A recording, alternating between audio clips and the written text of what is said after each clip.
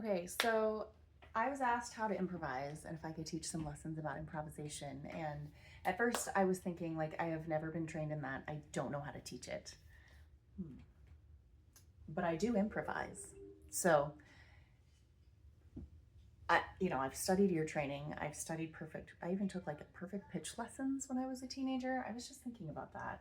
I've done choir. I've done, an entire degree in piano performance, which involves the study of harmony and part writing and all sorts of things, but never once did I take a class about improvisation.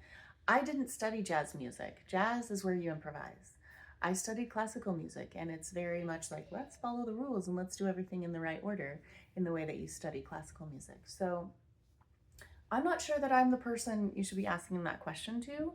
However, lately I've started improvising. And so I thought maybe I can talk a little bit about my creative process and how I get into the flow of improvisation. And for me, it's very much,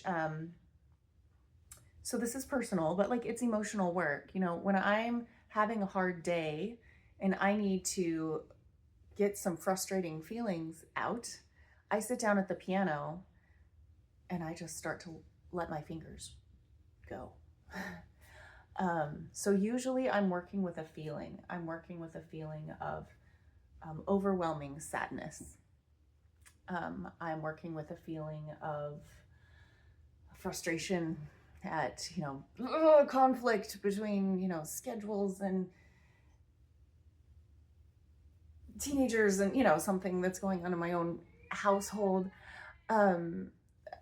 I might be trying to express the frustration of living with some really frustrating illnesses that I don't talk about on YouTube. So anyway, but like I start with a feeling, and then I just I play something that takes that mood out of myself and puts it into my fingers. That's my process. So I don't do it from a place of like, oh, let's see, what's the theory? What chords am I going to play? I do, what's the feeling? And what do I need to get out of my system? So a lot of the greatest things that I've done, like recently, so my father passed away a few months ago, and I had this memory of him singing a little song to my kid, and it's a silly song. It's a kid's song. It's Polly Wolly Doodle all the day. And it's a real upbeat song, bouncing my baby on his knee and singing Polly Wolly Doodle was the memory that I had. And then the sadness that, he won't be able to ever sing that again to my kids, that I won't ever be able to see him again. It kind of overwhelmed me. And then in that song, there are some lyrics, fare thee well, and you're gone. And so I took that idea of, a happy kid song layered with the complexity of grief and the sadness and the overwhelm that I felt in that moment of just really missing my father.